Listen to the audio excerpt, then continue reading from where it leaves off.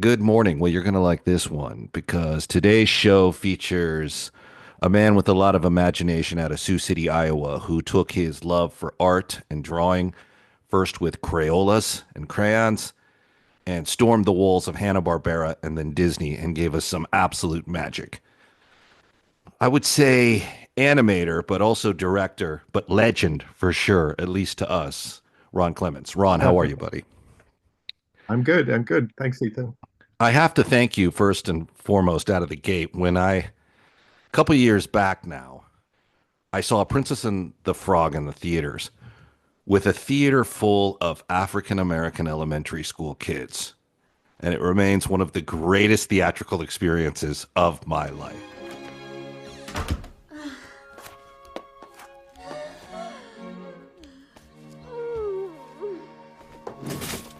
Well, Miss Tiana, rough night for tips, but every little penny counts.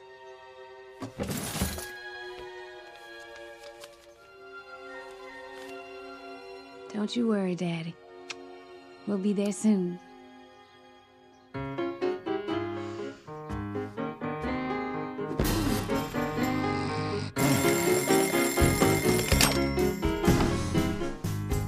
Good night, cows. Good morning, Dukes. In the South Lane, there's a city way down on the river where the women are very pretty and all the men deliver. They got music, it's always playing. Thought in the daytime, go all through the night. When you hear that music playing, hear what I'm saying, it make you feel alright. Grab somebody, come on down. Bring your paintbrush, we painting the town. Oh, there's some sweetness going round. Catch you down in New Orleans. Theater was cheering, the whole theater was laughing, and I walked out of the theater not only impressed that it was such an entertaining, great film, but that it had this sort of like cultural significance that I didn't on the surface probably recognize in its caliber initially, but it was a huge experience. And you are one of the architects of that master work. Yeah, John Musker and we've co-written, co-directed a bunch of films at Disney, going back, I think, starting with The Great Mouse Detective, and then The Little Mermaid was um, certainly made a big change in our lives, and then Aladdin and Hercules and Treasure Planet, Princess of the Frog, and Moana. When you mentioned Princess and the Frog, that made me think of the first time we previewed Princess and the Frog. If people don't know, with movies, when it's getting close to being finished but not yet finished, you sort of take it out in a real movie theater and screen it with an audience, and you feel the audience's reaction, but you also get the scores at the end to see how much they liked it.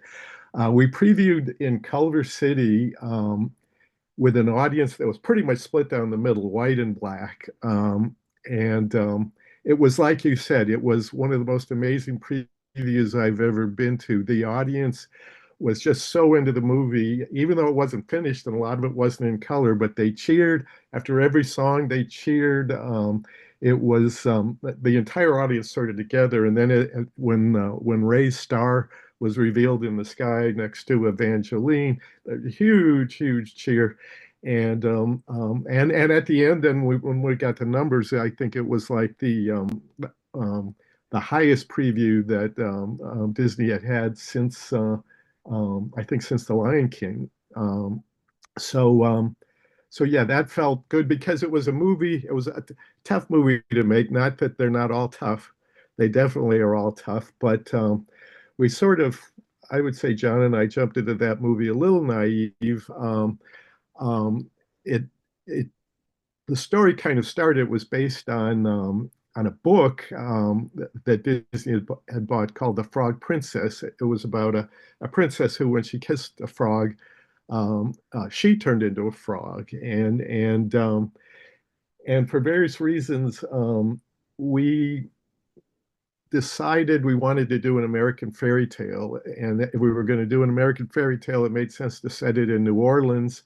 And if we were going to set, because that's so much of a kind of European city, it has a very, there's royalty everywhere, there's magic everywhere. That made sense. And we thought the 1920s would be a good period to set it in because of the jazz age and music. So it made sense from a story standpoint that our heroine be African American, and but it we didn't. So that choice sort of came out of the story, and it wasn't something we weren't trying to do something like to have this big sort of effect on things. Of course, this was a couple years before Obama was elected president. But as we got into it, we realized this is kind of more than a movie. There's sort of stakes with this, and it's really important that we get it right. And we tried very, very hard to get it right. And we consulted with a lot of great people, with including Oprah. And and I felt at the end then the response then was very gratifying. With Moana, it was similar. I'd say with both those movies more than any other movies we did. As we got into telling the story of the Pacific Islands, we realized that there were cultural issues and there were important issues and issues that were very important to the people who lived on these islands. And once again, we felt this responsibility, like we really got to get this right. Yeah, it's a perfect example of why inclusion is so powerful, because those kids walked out of that theater and they were ready to contribute to society. Like they felt included. And it was really impressive. And they're young people, so they're walking out and they're trying to remember the song lyrics, and the morale is super high. I'd love to know what Oprah's consultation actually was with you. What did she have to say on this? Well, when we met with Oprah, it And was why early. Oprah? Why did Oprah get the consultation slot? Well, I mean, it wasn't only Oprah. We talked to a lot of people, but maybe Oprah was the most well known. When the studio first announced the movie, there was a lot of excitement, but then there was Mm. concern, I think, that we might screw it up, and there were Oh, I thought you were things. going to blow it too, Ron. I thought you were going to blow it too, Okay, buddy. well, and so it felt like we should sort of get Oprah's opinion about this. And she had heard a lot of the controversy. She's very good friends with Bob Iger, Mm. and she was still doing her talk show at that time. We met her at Disneyland, in the New Orleans Square, in sort of the Walt Disney, the suite that used to be where Disney's personal suite at the park, and with a really New Orleans flair. And we had kind of three storyboards that told the story, and another couple of storyboards that had the characters. And she came in concerned, a little bit wary. There were a few things in the first row of the relationship between Tiana and her friend Charlotte that she had some issues with. Um, um, as we went on, she started to warm to the project. I was pitching it to her. It was the most nervous I've ever been any pitch I've ever done. But I think the things that really won her over, she loved the character of Ray, and then she really started to love the character of Tiana, because she was this hardworking. She was not a typical princess. She had goals that were not at all involved with sort of finding a prince. She had this strong goal and determination to open her own restaurant at a time where that could be considered next to impossible. Though it actually did happen. There is a woman, Leah Chase, who Tiana was sort of based on, who was a waitress who did open the Dookie Chase restaurant and became a sensation in New Orleans. So there's some truth to that. Her big note at the end, I remember, was Prince Naveen at that time. Of course, he had been disinherited by his parents, and I think when we pitched it, he hadn't been re-inherited yet. And she said, the first Black Disney princess, and the prince ends up broke. That can't happen. So we changed that. So he does get re-inherited in the end by his parents, as he's proven himself now. He's proven his worth. And then she said she wanted to be in the movie, and that's how she got the voice. We hired her immediately to be the voice of Eudora, Tiana's mom. her other big note There. was her No, other I was big going to say note was there it is. There's the request that we knew was coming. But what was the other big note? that we find her a good husband. Yeah. We actually went after Denzel for a little bit. We wrote letters. There was back and forth, and couldn't get Denzel, but Terrence Howard. Um, um, uh, we listened to tracks of Terrence Howard, and we liked him. And he was great. He came in. He brought great warmth to the character of James, Tiana's dad.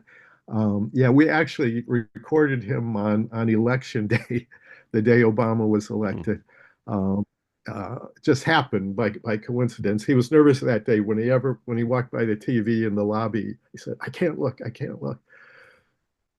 Hey, set the stage for me. So you go into this Walt Disney New Orleans Square suite, which I think is that above Pirates of the Caribbean? Is that where that is? Yeah.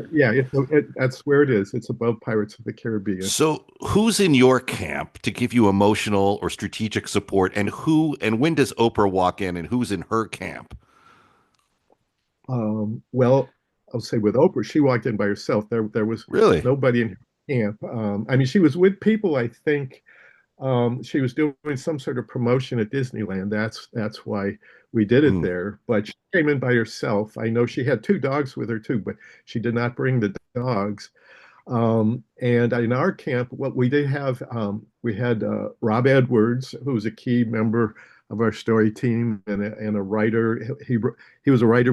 He's black. He was a writer we had used on Treasure Planet, and he wrote with us on Princess and the Frog. Of course, there was John and myself and our producer, Peter Delvecco.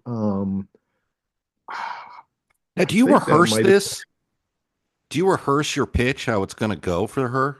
You practice it, right? Well, Well, we practice certainly. I mean, we pitch. This isn't the only pitch we've done. I mean, on any of the Right. movies, when we start the movie, with most of our movies, I think we kind of like to do a visual pitch with drawings, color drawings, usually on storyboards that are just story beats. And our tendency is to want to do it on three boards: Act One, Act Two, Act Three. Hmm. So we pitched it. We pitch whenever we bring someone new on the movie, we would pitch the story to them in that way. There's a script as well, but the script tends to evolve quite a bit. I think we tend to pitch it and then just give them the script. Um, but but yeah, we and then and certainly with Princess and the Frog, we pitched it to the NAACP. Also, Shonda Rhimes, we she came in as well, and there was a cultural sort of ambassador that the studio had at that time that was also involved.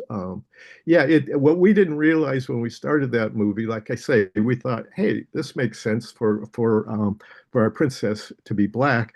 What we didn't realize at that time was that because of the whole big princess deal, since Little Mermaid and Aladdin and Beauty and the Beast, Disney had kind of done a marketing thing where they combined all these princesses together, and it was huge. I mean, it's still huge. It is a huge, multi-billion-dollar enterprise with toys and dresses and girls totally obsessed with Disney princesses. So there had been a strong from letters and other people there had been a strong desire for there to be a black Disney princess. Like I say, we didn't know that going in. We found that out from marketing people and publicity people that there was Hmm. people wanted to see this happen. And like I say, that made us feel good that we were doing something important, but it also raised the stakes and made us feel like we got to get this right. We really, and I told Oprah that. I remember talking to her saying, we really want to get this right. And she said, I know, I can see that. I believe that. And it was absolutely true. Now, flash forward to all the work's done. You've got the voice tracks in, everything's come together, and now it's the night you're going to premiere it. So, what's going through your mind when it's on the way to the big show? Well, of course, there's always nervousness with any of the movies. I mean, I would say some of the most nervous things are that first preview. The first preview is stressful because it's the first time you show it to an audience. We show it to our staff. We show the movies to our staff regularly, like every 3 or 4 months or something like that, as they develop. Because these films take a long time to make. It takes like usually about 4 years to Mm. make a Disney animated feature. When now it's all done, the soundtrack is mixed, it's all fully in color. Of course, we've been promoting the movie, but I would say it's really fun to finally see it done and in the theater. And then you feel like you don't feel like it's really finished until you see it with an audience in a real theater. Now, that specific moment you talked about when there's a new star in the sky, appropriate today because we just lost a close friend in the rock and roll Oh, community, and we use that reference, Mike Peters. But um, you know that moment's coming, and you're in the theater, but the crowd, the audience doesn't know that moment's coming. And so you're on like this emotional countdown, and then boom, the star shows up there.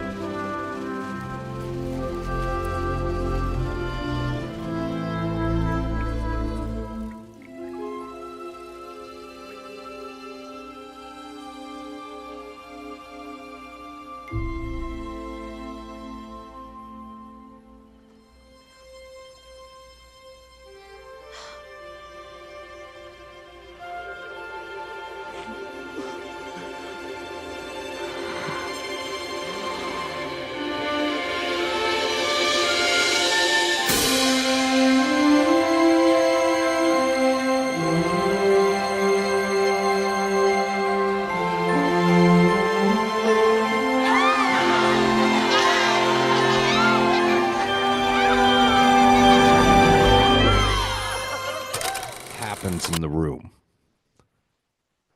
in the theater, Yeah. or yeah, I mean that's a big moment, and it was always planned to be a big moment. It it it came out of our research in New Orleans. We actually, I think we had 3 separate research trips in New Orleans. We also felt a responsibility about that because when we started the movie, it was just a few months after Katrina, and in our first visit to New Orleans, they were still really reacting from that horrible event, and the signs of it were everywhere. You saw the water lines. You saw the houses. We went to the Ninth Ward and we saw the houses with the numbers on them of how many people had died or even pets that had died. Jackson Square was on a higher level, the French Quarter. So that where we say um, that was still okay, but people we talked to felt at that time that it would probably be about 20 years before the city could get back to where it had been. And it was a great trip. It was my first time in New Orleans. I think John's too, and it's one of the most incredible cities in the country. And what we went there specifically for was the Jazz Fest. We went to the Jazz Fest. There was a big question whether they were going to have it that year because of Katrina, but they pulled it together.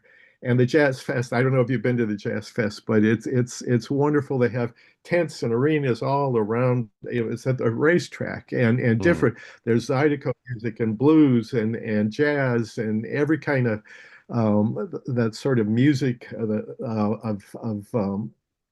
of the South that is so great and we yeah, New Orleans is principally about music and food, and that was a big takeaway from that first trip. This movie's got to be about a lot about music and food. But in terms of that moment in the end, that was inspired by the New Orleans funeral. I don't know if you know how the New Orleans funeral is, but like when they're carrying the coffin down the street, is kind of very sad, and there's kind of a dirge that they play, and then at a certain moment, it turns into a big party and a big celebration, and everybody's doing the line dancing and celebrating. And I remember talking to John. That wasn't in our story yet. Ray was in our story. The Firefly Ray was in our story, and the idea that he was in love with a star, the evening star, was in our story. But it was at that moment we thought, is there? If we sort of wanted to do kind of a New Orleans funeral, but that meant that somebody had to die. And I actually, it sort of popped in my head as John and I were sort of discussing it. I just suddenly Ray dies, and then at the end we see two stars in the sky. Now there's a star next to the other star, and John sort of lit up. He said, "That's perfect," and that's but they're again inspired by the research, and a lot of the characters were by the research, and that's there again. That's true of a lot of the movies. More of the later movies than the earlier movies. We didn't get to do a lot of research for Mermaid or Aladdin, or with Hercules. We did go to Greece, but we did probably more research on Princess of the Frog and Moana than any of the other movies, and that research really influenced the stories a lot. Oh, it paid off. What a signature move. What a signature move for a movie. Just that's one of those Hall of Fame clips that just put the whole thing, the whole experience over the top. Good work. They come out of darkness, sometimes with thunder, sometimes with lightning. Their presence means death. The prison master was afraid of him. The guards were afraid of him. The town was afraid of him. Lucifer is coming for you. Rest easy, Jack Carr said in a low tone. You're in the final 30 seconds of your life. No quarter. No quarter. Kill all masters. Coming soon. Have you been on the ride? Now there's like a whole part of the park dedicated to it. Have you had a chance to experience that? Have not been on the ride yet. I'm planning to do it. We were going to do it. We were going to take our granddaughter, and there was something that came up, but we couldn't do it. I will do it. Have not been on the ride. I'm really looking forward to going on the ride. You are like the American dream. I mean, you come out of Sioux City, you have a passion for art, you're influenced by Pinocchio, and you're probably the kid who, if everyone's thinking like, well, whatever, Disney, that's a magical place. They do magical things in some far off city, Hollywood. But you got out here and you made it happen for yourself. And that has got to take a moment and just reflect like, wow, you pulled it off, Ron. Yeah. Yeah, it's there again, as you mentioned. I saw Pinocchio when I was 9 years old at our local theater, the Orpheum Theater in Sioux City, and before that, I mean, I'd seen Disney films before that, and I drew a lot, and I liked to draw the characters. But when I saw Pinocchio, I was just sort of completely blown away by that movie. And it was after I saw that movie and I couldn't get it out of my head, that I thought, this is what I want to do at 9 years old. This is what I want to do with my life. At that point, I want to be an animator. I want to work for Walt Disney. And it stayed. And I from that point, I took steps, making my own little Super 8 films and doing other things, and trying to find out as much as I could to do that. Nobody else I knew in Iowa had similar aspirations. Right. And like you say, when in high school, when I'm talking to my guidance counselor, and talking about college or what I'm going to do after high school, I was like, I want to be an animator and work for Disney. And he just kind of stared at me like I want to be a movie star or a ventriloquist or whatever. It didn't compute. But I did. I made it out. I was very, very lucky. The timing really couldn't have been better, because for years and years, the doors were closed at Disney. It was almost impossible to get into Disney. In Disney died in 1966, and after he died, even now the animators that had worked with him for years and years, going all the way back to Snow White and the Seven Dwarfs, they're now in their 60s or getting close to their 60s, approach retirement. There was a question whether they were even going to keep animation going or not. There were a lot of people at the studio that thought maybe we should just let it go. But the thing that saved it primarily was the success of The Jungle Book, which was the last film Disney was involved with. Doobie doobie doobie dee doo. Well, it's a doobie doo. Yes, it's a doobie doo. I mean a doobie doobie doobie doobie doobie dee doo. And with, well now, what have we here?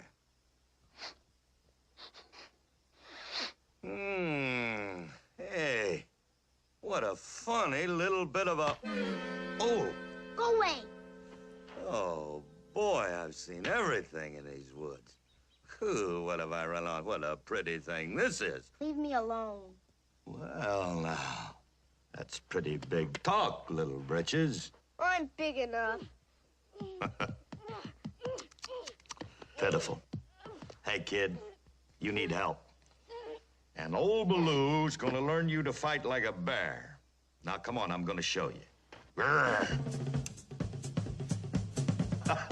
Yeah. All right, now, kid, loosen up. Get real loose and then start to weave. Weave a little. Now move. That's it. Now give me a big bear growl. Scare me. Oh, boy. I'm talking about like a big bear.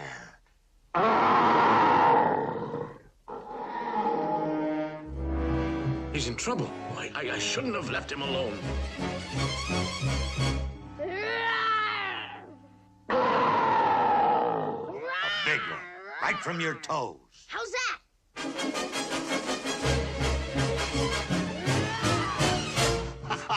Yeah, you're getting it, kid. Oh, no. It's Baloo. That shiftless, stupid jungle bum. Weave about now and look for an opening. Keep moving, keep... Yeah, you're getting it, kid. Come on, that's it. He's that dandy. Fine teacher you are, old Iron Paws. Oh, thanks. Which was a big, big hit all over the world, a much bigger hit than they expected. So, and this was like in the early 70s, and it made them think, well, hey, maybe we should really try to keep this going. But if we're going to keep it going, we're going to have to bring in some new people and train them. And so they started what they called the Disney Animation Talent Development Program. In the early 70s, I came out to California in 1973 and did not know about the program. I worked at Hanna-Barbera for a few months. I called Disney, and that I just called the personnel department. I didn't know who to call, and they told me they weren't hiring people. They had just laid off a bunch of people after finishing the movie Robin Hood. And I happened to see a magazine article that was an article about Disney and this talent development program was a major part of the article. So I called the executive in charge, whose number was in the article, and he said, bring in your portfolio and your film, and we'll take a look at it. Everything went before sort of a review board of the older animators and artists, and I made it into the program. And then that was a nervous thing because it was actually like a 4-week trial period followed by another 4-week trial period. And if you made it through that, then you were kind of hired on as like an in-betweener, which was at that time the sort of lowest rung of the animation ladder. The in-betweener was the guy who did the in-between drawings between the animator's sort of key drawings that smoothed out the action. And then you kind of work your way up from there. But I was very happy. Oh, man. It was a dream. Gold, something tells me you would have made it had you not seen the article, but the stroke of luck to see the article to give you another angle to get in that tells me it was fate. Is that where you met Tad Stones? Because he was an in-betweener. Yeah, well, Tad was part of the same training program. Tad started, I think he was the next guy after me. He was, or at least the next guy that made it through the program after me. Some people didn't make it through the program. It was you had to do a series of personal tests, and then they would review that. But I made it, and Tad made it. Mm. Not too long after Tad was Glenn Keane, who was the legendary, one of the great Disney animators. But yeah, I met Tad. So yeah, we became friends early on because we started around the same time, and he's very different than me. I mean, I'm not as bad as I was, but at that time I was very shy, extremely shy. Tad is, I mean, he's big, tall, handsome guy with this bold voice. I mean, I think he did radio, I think, Yeah, he in did. He was the he went to, stoner. he went to, He was, yeah, yeah, yeah, at Loyola, I yeah, think, Loyola. He was the stoner at and Loyola. so we were kind of different personalities, but yeah, but we got on, we got along well, and he moved into a different direction than I did, and then he moved into great stuff with ultimately with Disney Television. He was doing Hmm. some stuff with the parks for a while, and the Disney Channel, and then I think really found his place in terms of the with Darkwing Duck and Yeah. DuckTales and all those shows, and I still see him. I still see him from time to time. We have lunch. We love him. I love that you guys both have the connectivity of being an in-betweener too. So you get this job, you pass the obstacle course of trials and tests, and then you start the genuine work. But the breakout, would you say, was Great Mouse Detective?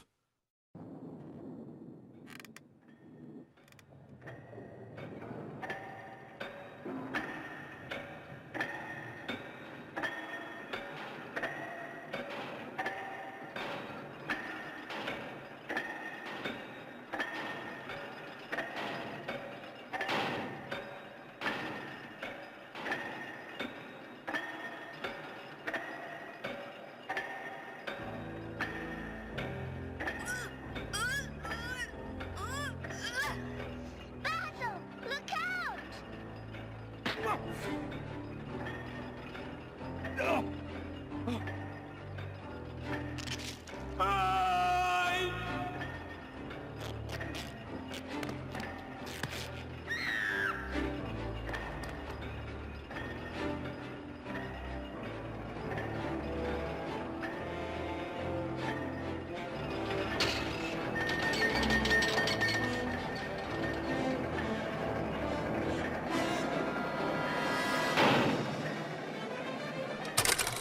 Well, for us, it was because I mean, Great Mouse Detective was a really fun film to do. Although we were very disappointed about the title change while we were working on the movie. Throughout, it was called Basil of Baker Street. I mean, it's a movie about a mouse, Sherlock Holmes, Right. It's brilliant, by the and way. the reason everything changed was our boss, Jeffrey Katzenberg. Um, had come over from Paramount Studios, Right. and Paramount. There was a movie that Paramount was doing that he was very high on. It was actually a Steven Spielberg produced film called Young Sherlock Holmes. Hmm. But when it came out, and it's a really good movie. I like the movie, and I'm a big Sherlock Holmes fan and always have been. But it did not do as well as they expected. Which happens. It happens all the time. But that kind of scared Jeffrey about this movie having anything to do with Sherlock Holmes. So the whole marketing was sort of removing any deerstalk or magnifying glass or anything that kind of related to Sherlock Holmes, which we were disappointed about because we've always felt the movie kind of lost some of its identity. And who would have thought? Now Sherlock Holmes, hey, he's everywhere. He's bigger than he ever was. But at that time, Yeah. but anyway, but for us, that was a movie. That was the first movie I was a director on, and I did storyboards on that movie as well. And John was a director on that movie before I was, but he also did storyboards, which are like drawings. I mean, animators animate the characters. They're the actors. The animators, the character animators are the actors with a pencil who bring them to life. The voice is recorded first, but they really, Disney animation is full of just so much personality and great acting, and that's what it's all about. Storyboarding is before that, where you're still trying to do the same thing, but in still drawings, sort of like a comic strip, where you're kind of telling the story and putting it up on film. And then, so we both did that on that movie, and we kind of bonded. John and I bonded. We both worked on the Black Cauldron, and we bonded a little bit on that movie because we kind of both had a rough time on that movie, but we had a better time on Great Mouse. And it was during that, during Great Mouse that I at the first Disney Gong Show, which that was a Michael Eisner innovation that he brought over from Paramount, where he got a bunch of the creative people together in a room and wanted everybody to find like 5 new ideas for animated films, for an animated film. It was called the Gong Show because it was kind of a yay or nay. You pitch your idea, and Michael didn't like to spend a lot of time discussing an idea he didn't like. So it was kind of, yeah, we'll put it in development, or gong, it's gone. So I took that seriously. I went out looking for five ideas, and I went into a bookstore and read The Little Mermaid, and kind of came up with an approach to give it a happy ending, which Hans Christian Andersen's story does not have a happy ending. And then at the Gong Show, when it got to me, I pitched The Little Mermaid, and actually it was gonged, but then revived a few days later because I had written a 2-page treatment that Michael and Jeffrey read and they liked. So Little Mermaid got going while we were making Great Mouse Detective. And John is a really good writer, and I had done some script writing myself here and there. And I asked John if he wanted to collaborate on the screenplay, and he did. And so we wrote the screenplay together. Um, um, Met with Howard Ashman during that time, which was pretty lucky because he's like a brilliant. He's a director, writer, lyricist, and um, and we wrote a screenplay that Jeffrey really liked, so it made sense for John and I to direct it, and that's how our partnership kind of really got going. Let's take a minute and talk about this real quick. Now, I don't want to reveal who told me this, but was it you or was it Musker that pissed off Vincent Price in a line reading? It was not me. It was Musker. It was John Musker. Uh, it was it's a good story in terms of directing voice actors, which we do. In terms of, it's one of the things animation directors do. We do direct the actors doing the voice, and it was at a session, and usually the director on Great Mouse, we had our own sequences, and that's how we did on most of our films. We divided up, so John has sequences, I have sequences, and so we both directed Vincent Price. He was actually my first time directing anyone, so I was nervous. But John, at another session, it was one line, and sometimes you can get hung up on a line, particularly if you wrote the line yourself. It can sometimes drive you crazy when actors don't say the line the way in your head you feel it should be said. And yet there's kind of a rule. You can't ever tell an actor, you can't ever sort of read the line for the actor. That is definitely a no-no. You can't sort of say it the way you want them to say it. That's just wrong. You can't do that. So if an actor isn't quite saying it, you do little things to try to maybe do it again, do it this way. Anyway, John was really focused on one line. The line was, Felicia, release him. That was the line that Vincent said. He was talking to his giant cat who was trying to eat his bat minion. And Vincent was saying it, and John was just so focused. He was asking him to do it again and again, and everybody else around, including me, could kind of sense that Vincent was starting to get a little test. And Vincent was great. He's a great, really great, nice guy, but he was getting a little irritated, but John was just so focused, he wasn't seeing it. So he would keep asking him to do it again, a little like this, maybe. Finally, Vincent Price just kind of exploded. And he said, I've done it 35 times. Like, I'll do it 35 more times, but please, for God's sake, tell me what you want. And he just All right. exploded. And then John ran out, and he said, "Sorry, he apologized." He just and then Vincent said the line again, and John, that was it. He said it exactly the way I wanted. He ran back in the booth, and Vincent didn't say it the way he had said it outside. And John was great. That was great. So that was it. He never got it the way he wanted it, but he was satisfied. But it was a Vincent was doing fine. It was just you get something in your head, and sometimes you just have to let it go. Yeah, sometimes. Now, of all these people from Vincent Price to, your recent work, do you have like a artist that came in from the voice side that was just fantastic and in unexpected ways to work with, just over the top? I don't know, it was totally unexpected, but certainly Robin Williams on Aladdin, I think, was probably the most impressive voice actor that we ever worked with. So what'll it be, Master? You're gonna grant me any 3 wishes I want, right? Almost. There are a few provisos, a couple of quid pro quos. Like? Rule number 1, I can't kill anybody. Yeah, so don't ask. Rule number 2, I can't make anybody fall in love with anybody else. You little punum there. Rule number 3, I can't bring people back from the dead. It's not a pretty picture. I don't like doing it. Other than that, you got it. Provisos? You mean limitations? On wishes? Some all-powerful genie can't even bring people back from the dead. I don't know, Abu. You probably can't even get us out of this cave. Looks like we're gonna have to find a way out of here. Excuse me? Are you looking at me? Did you rub my lamp? Did you wake me up? Did you bring me here? And all of a sudden you're walking out on me? I don't think so. Not right now. You're getting your wishes, so sit down! In case of emergency, the exits are here.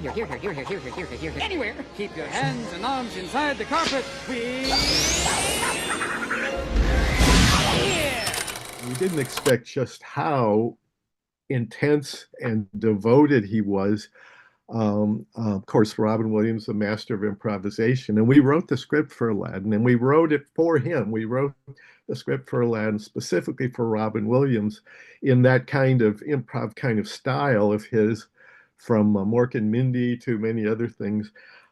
Even not knowing if he was going to do it. At one time, there's a question if Robin would do it, or if they could make a deal with Robin, and they said, what are your other choices? And it was like, there is no other choice. It has to be Robin. We don't think this could work with any other actor. But he did. We showed him kind of what we were planning and some tests that Eric Goldberg did, who was the lead animator on the Genie, that Robin was really impressed by. But he was, it was like our first session with him was up north at Skywalker Ranch, where he lived close to that.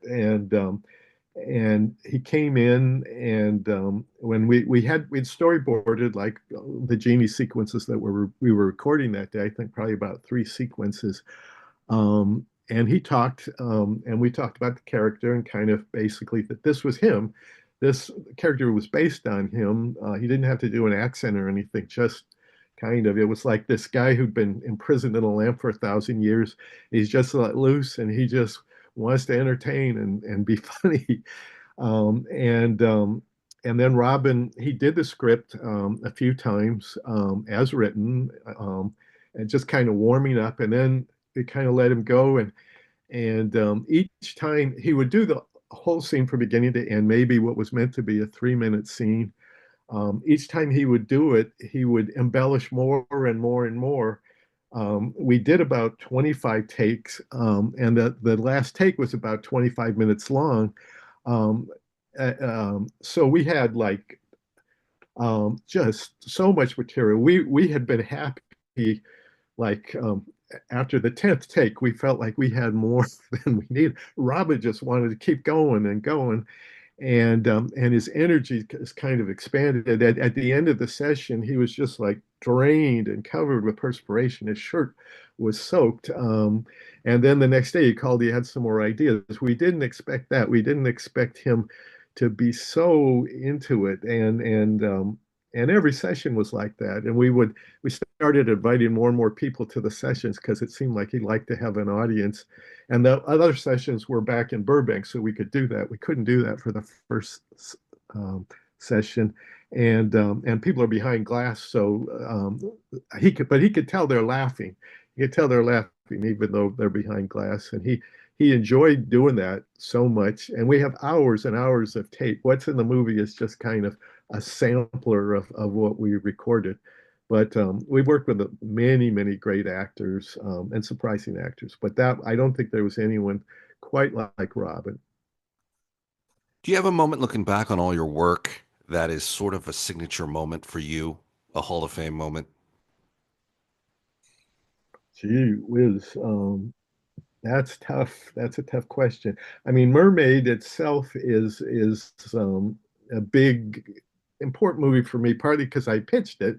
It was sort of an idea, and then John and I wrote the script, and it was at that time everybody was really hungry. I mean, there was this kind of new generation. John and I, we were in a kind of our early 30s when we started on that movie, and we were some of the oldest people on that movie. It was really a new generation, that really, I think, saw.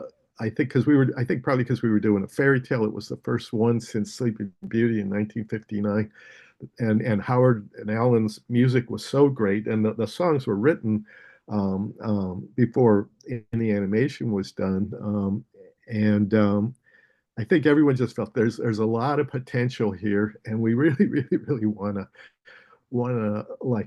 do as much as we can to realize that potential, even though our budget was very limited, considering how ambitious the movie was. Like you say, John and I directed our own sequences on the movie, like we have done on others, and we divided the songs up in particular.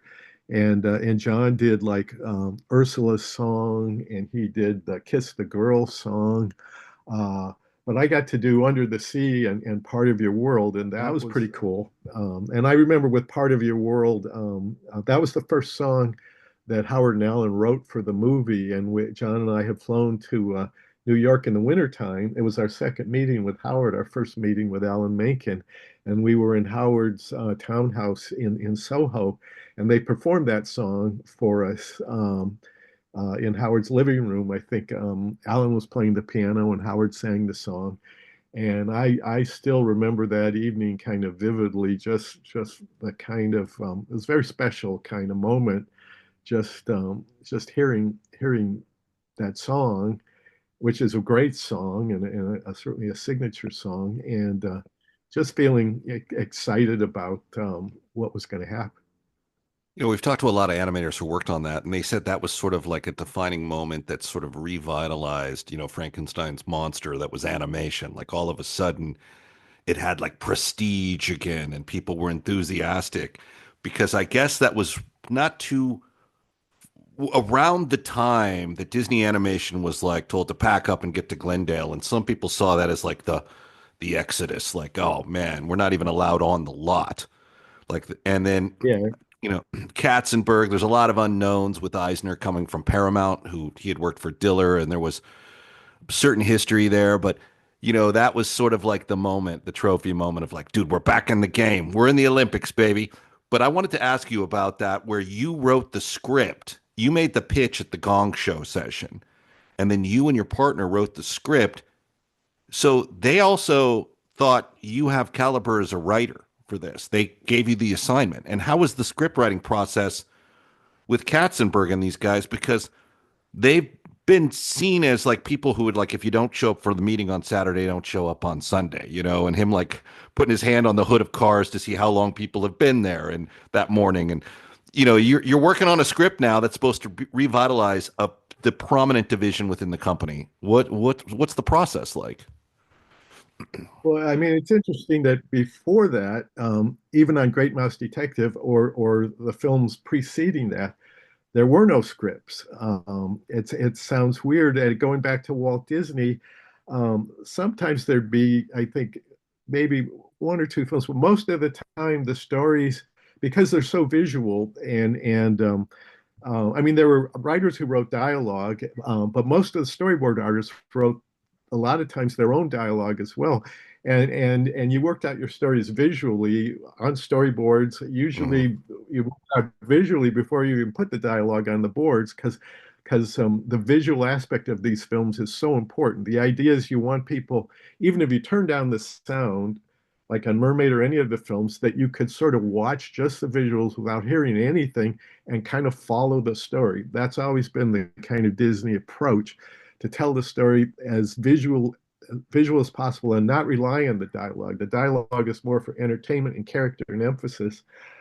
So we came from, I think it helped us in some ways that we were animators and storyboard artists, but we also, like I say, we mentioned Tad Stones. I had written a script when Tad was involved, got involved with the very early days of the Disney Channel. And I had written before. Tad knew that I liked writing, and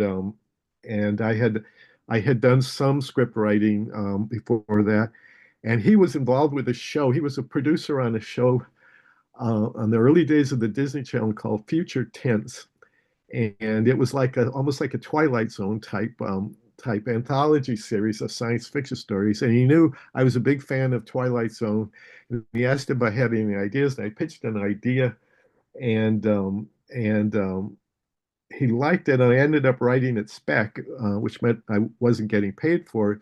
They actually hired a lot of writers, other writers that they did pay, but when they did the pilot, they liked my script and picked it, so I actually did get paid. And I had a script sample as well, which was a good thing, because when Jeffrey and Michael came, they came from a world of scripts. Nothing Yeah. got okayed without a script. And so they wanted a script on Mermaid. Actually, originally a very good writer named Michael Christopher, a Pulitzer Prize winning writer who wrote The Witches of Eastwick, among other things, was hired to write the script for The Little Mermaid. And John and I had met with him, and he backed down because he felt his take would be too dark. And hearing some of his ideas, I think probably it would have been too dark.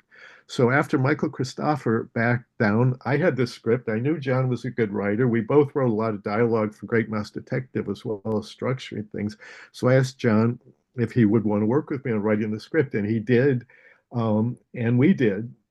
And the really fortunate thing that happened, and it could have gone either way, and if it had gone a different way, that could have been the end of everything. But because Jeffrey tended to be very hot or cold. I mean, when he was presented with something, he either loved it, it was like the greatest thing he'd ever seen, he was really excited, or it was crap, it was like worthless. I mean, there was no in between.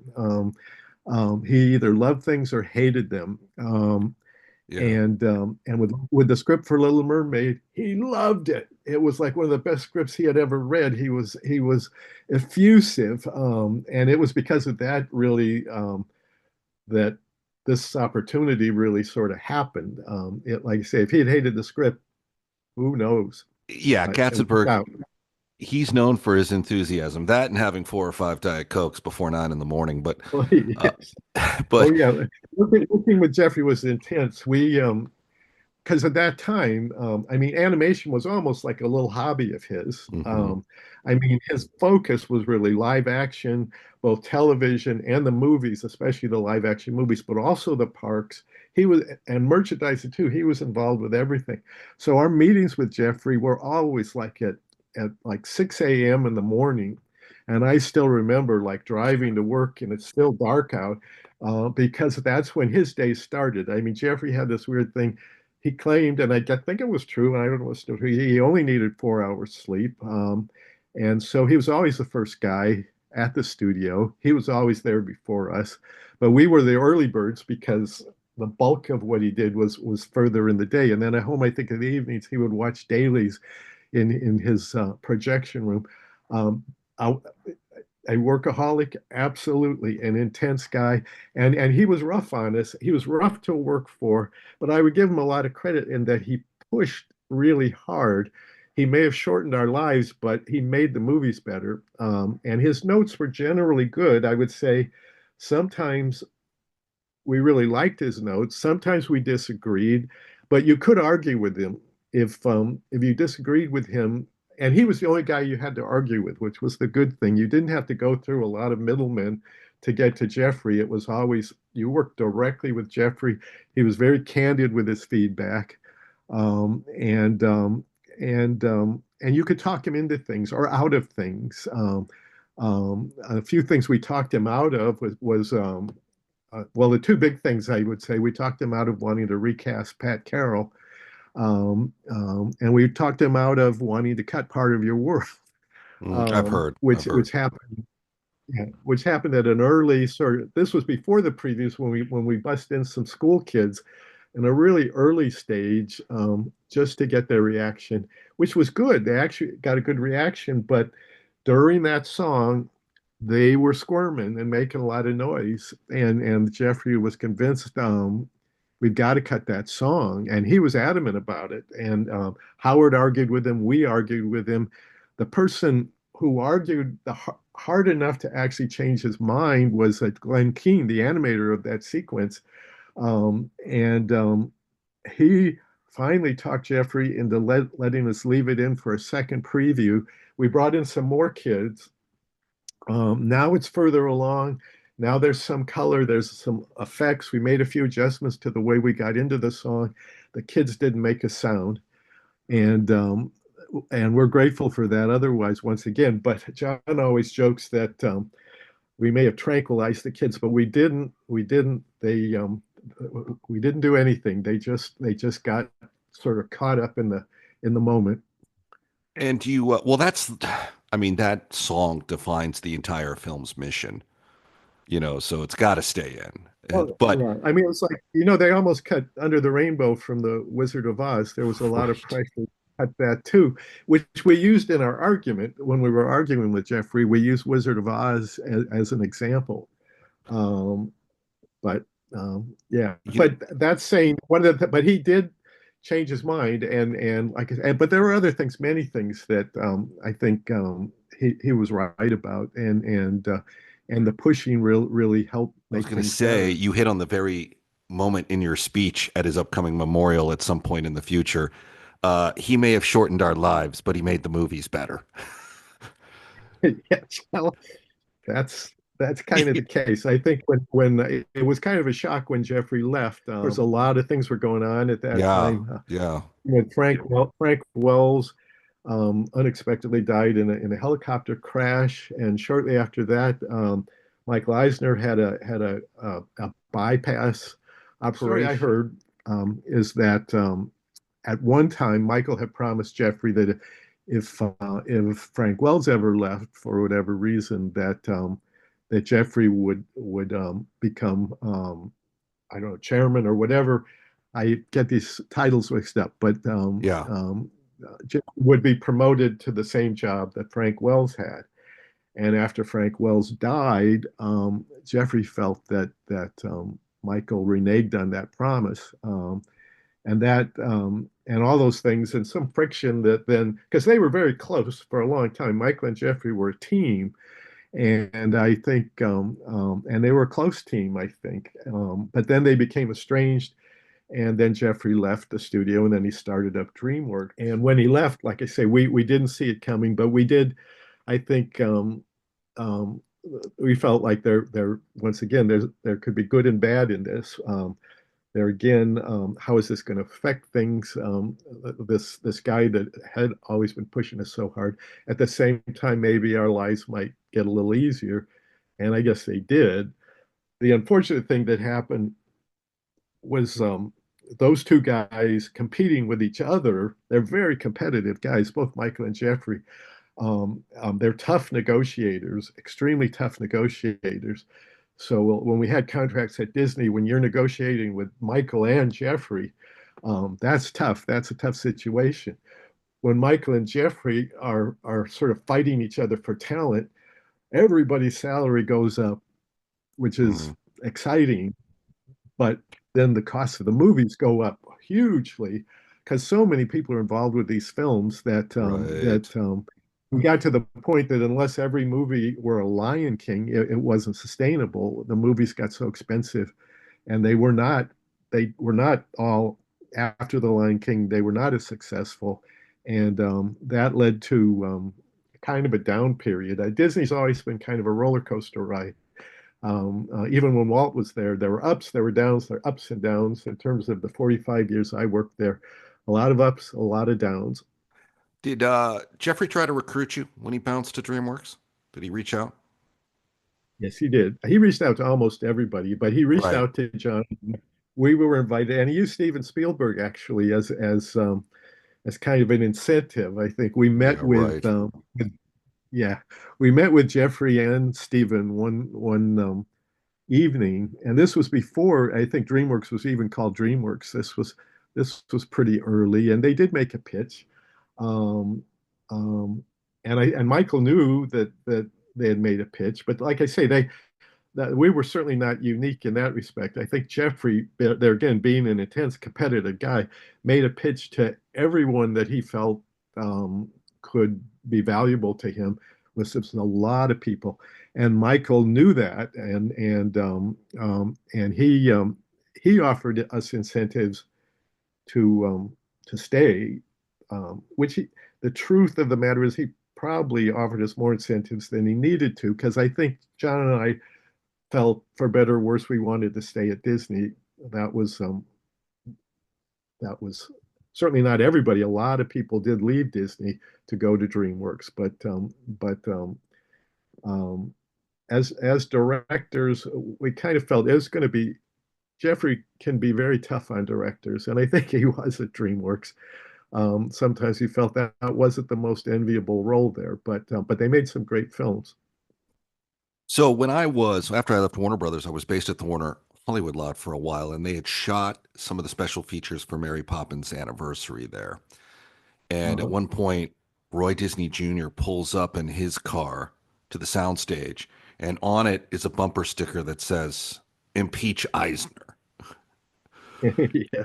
And they Um, were pretty famously feuding at that time. Did you experience all that? Did any of that become difficult for you guys operationally? well, Well, the thing about this leads into, and I'll get into this, but and by the way, just I'm not really trying to plug this, but I have written a book, kind of a memoir about my 45 years at Disney, Good. which goes into a lot of what we're talking about and more. It's coming out later this year through Disney Publishing, and it's you can see it on Amazon now if you want to look at it. I'll get it. But but anyway, for us specifically, it leads into the movie Treasure Planet, which was the movie that John and I did following Hercules.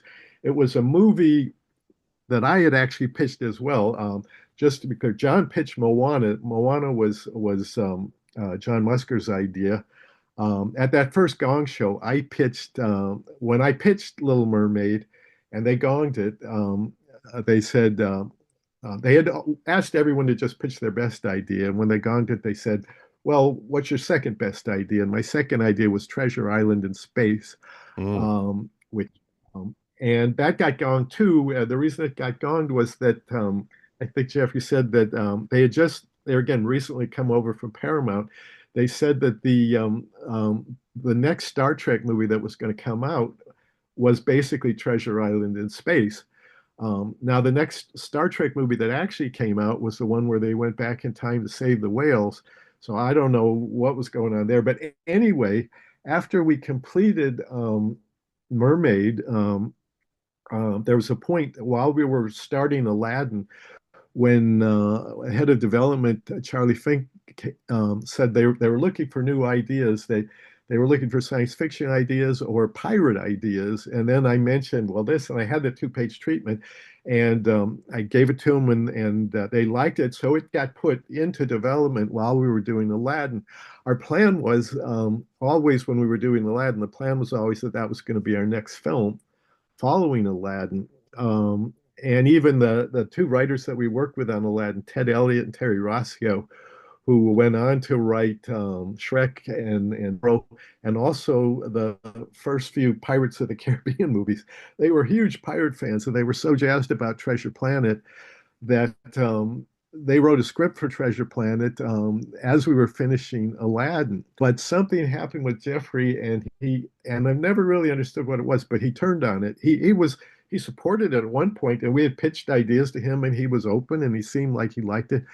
Then he decided that he didn't want to make it anymore, and we were disappointed with that. And Roy knew that. Roy Disney knew that. Michael Eisner knew that. Then we ended up doing Hercules instead, which was an idea that had been developed by an animator named Joe Hadar. And we had a lot of fun on Hercules. But during Hercules, during this period of all this battling for talent, Michael met with us, and part of his incentive to get us to stay was, I really love Treasure Planet, and I want you to make that movie after Hercules, and I want to renegotiate contracts. Now, we knew what he was doing there. It wasn't so much that he loved Treasure Planet, but it was like, I know these guys really want to make this movie. Here's a carrot that I can offer them. So then the plan was to do Treasure Planet after Hercules, and now Jeffrey's at DreamWorks. And we did Treasure Planet after Hercules.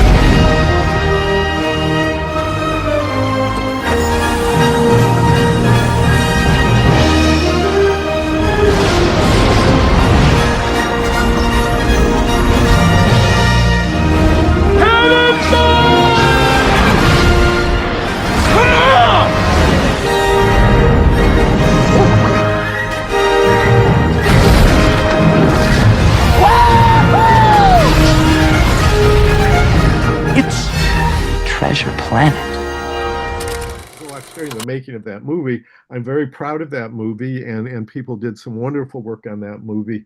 But a lot of changes were happening on a Treasure Planet. This is the time now when Pixar and DreamWorks are becoming more and more successful with the digital films. There's a question if Disney's even going to do any more digital films. They've got Lilo and Stitch. They've got Treasure Planet.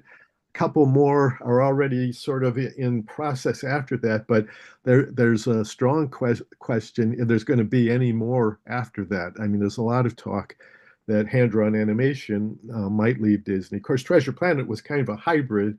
It was hand-drawn, but also a lot of digital animation were involved with the layouts and backgrounds. And then we had kind of virtual sets so we could get a lot of three-dimensional movement into this action movie, which was not a musical. At any rate, Atlantis didn't do as well as expected. Lilo and Stitch did pretty well, but that's still, and then Treasure Planet came out. Now, Treasure Planet, I feel like Disney, even before Treasure Planet came out, had kind of lost faith in the movie somewhat. And I think that from a lot of things I've heard, I think in terms of their marketing push various things, they didn't push it as hard as they could. I think it was a dark time. It was not that long after September 11th. Our first couple of previews had not gone very well. We had a third one that did go much better, but at any rate, when it opened, it opened soft, I think, which was disappointing. But then the studio made a decision after the first weekend, which was kind of unprecedented, that they wrote off the movie after the first weekend and did it very, very publicly. It was all over CNN. It was all over the news. It was really a huge, huge story how this movie was a disaster. And part of that, there was in the LA Times, the day that the Monday where the studio wrote it off, there was a big article in the LA Times that kind of, I would say, was not completely truthful. It implied that Roy Disney was sort of more involved in getting this movie made than was actually true. And it implied that John and I had kind of sort of extorted the studio in order to get this movie made in the sense that no one wanted to make this movie except us. And we kind of forced them to make it. And now, sort of like, in a way, I would say, laying the blame of the failure of the movie very much on John and I and Roy. And that was partly, I think, because Michael and Roy were feuding at that time. Roy had become sort of, there had been things in terms of what some of the more recent things that Michael had been doing that Roy, who was an important member of the board of directors, was angry about. Actually, we had lunch with Roy Disney a few times during this period, where he just kind of talked to us about all the things he was angry about, many of the things that, and why he felt that Michael was just, why he was unhappy with Michael. And this was before, but shortly after that, Michael, it seemed like at this point, and this is a kind of a Shakespearean story, and then you can see it it happens in other things, but I think as Disney was not doing as well as it had when Michael first came to the studio and everything was so successful, now things are not going that well. And Michael's focus, I think, seemed to be more on controlling the board of directors than any other aspect, because those were the only people really who could replace him. And part of that, then, in terms of trying to sort of hold on to power, was when he had Roy removed from the board of directors. And that was what actually inflamed Roy. And I think it surprised Michael, because Roy's a very mild-mannered, very easygoing, laid-back guy. I don't think he expected Roy to it was like that was the last straw for Roy. And then he started this very public campaign against Michael, which I think was a big part of what led to Michael leaving Disney. There's a bigger story than that, but I do think you could say that Michael underestimated Roy, and certainly underestimated the power of his last name and what that meant to a lot of people. But a lot of turbulence during that time. There's so much that was going on. I mean, Michael was fighting with Steve Jobs.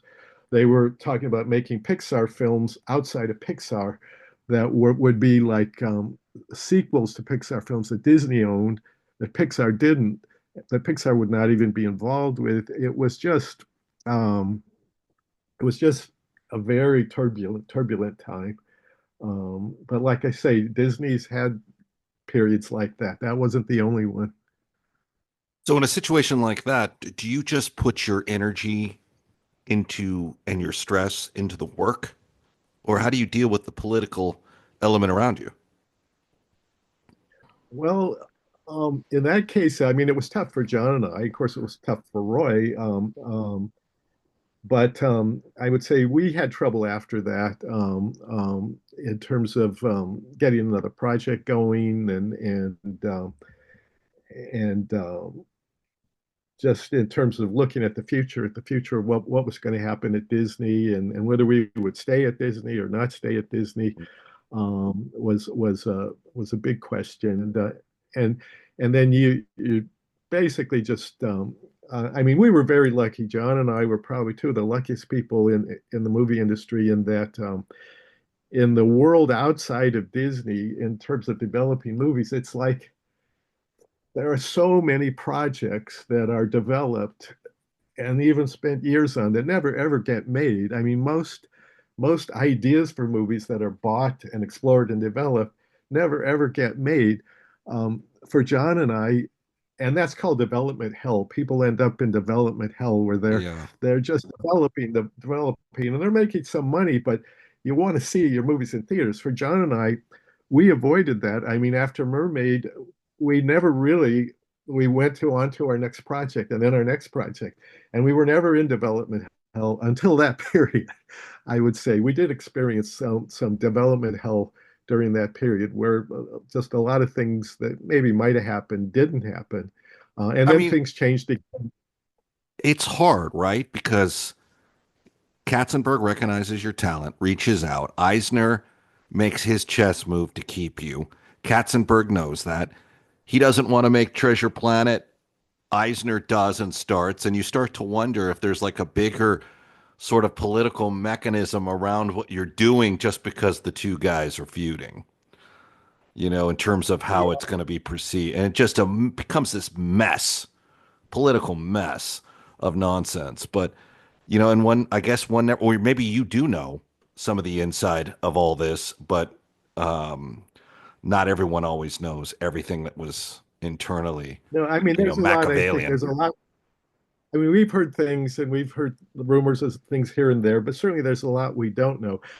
The one thing I do know is one of the tough things about making Treasure Planet, particularly the last year, was that the decisions had already been made. I mean, that a lot of people, animators, cleanup artists, a lot of people who specialized in hand-drawn animation knew that they were going to be out of a job after that movie was done, which is a tough incentive. And yet, even with that knowledge, I would say people, they worked really hard. They did great work. They still, even though knowing that they were going to get laid off when the movie was finished, and that decision had been made regardless of knowing how the movie would do. It was that one thing. I mean, there are a lot of regrets about Treasure Planet, but I feel like sometimes because of the events that happened with the movie were unfortunate, people think possibly that movie is the reason that Disney pulled out of hand-drawn animation. But the actual truth is the decision had been made, like say, at least a year before that movie even came out, because that's when they announced all the things that all the really scary, horrible things that were going to be happening after the movie was finished. Right. Well, I love Treasure Planet, buddy. Nice work. So for that reason alone, thank you. Now let me ask you this in closing here.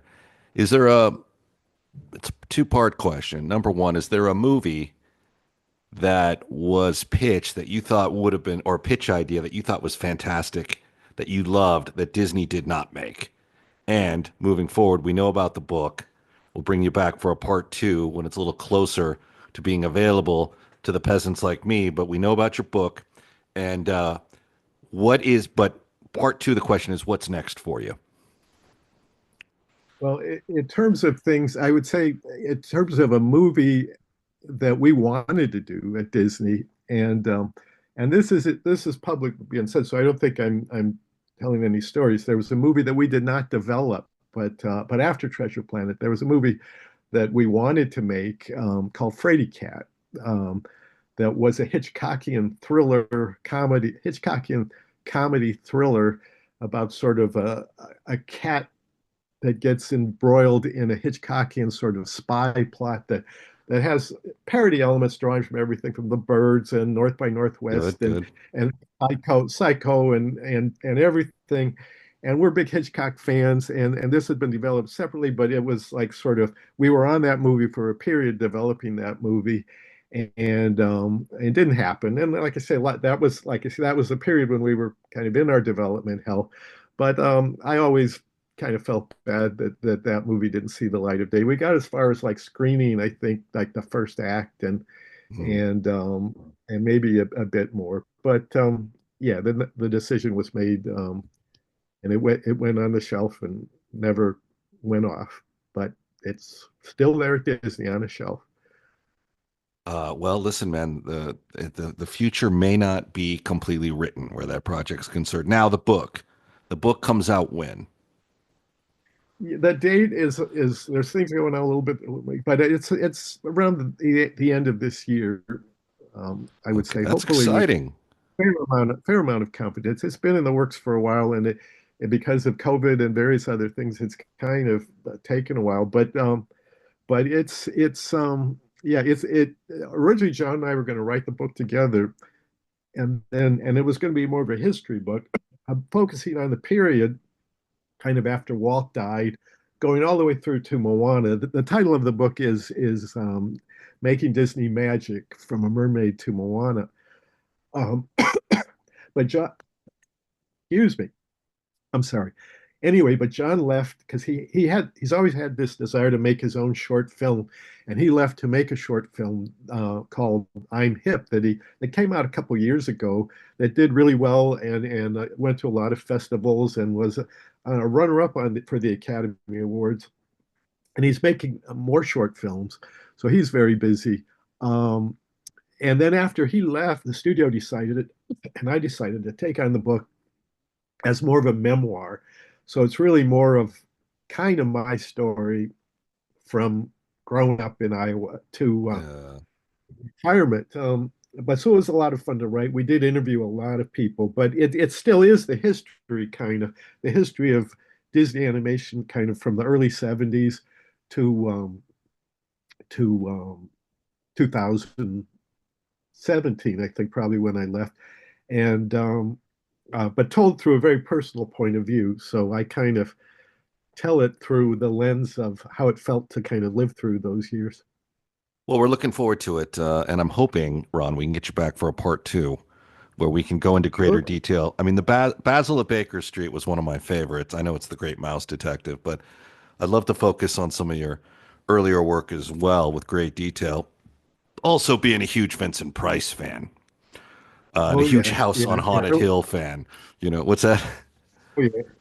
Yeah, Vincent was, there's more stories. There's more Vincent Price stories. There's a lot of stories. Well, I want those Vincent Price stories from you. But for today, the legend who's been gracious enough to give us the time here, director, animator, legend, Ron Clements, a kid from Sioux City, Iowa, who made good on a dream. You should be proud of yourself, Ron. You should be very proud of yourself. Well, thanks, Ethan. And yeah, this was fun. This was great. NMOSD can blind you, paralyze you, or even kill you in a matter of minutes. But we're close to a cure. And with that cure comes a cure for cancer. Please go to the Guthrie Foundation and donate today.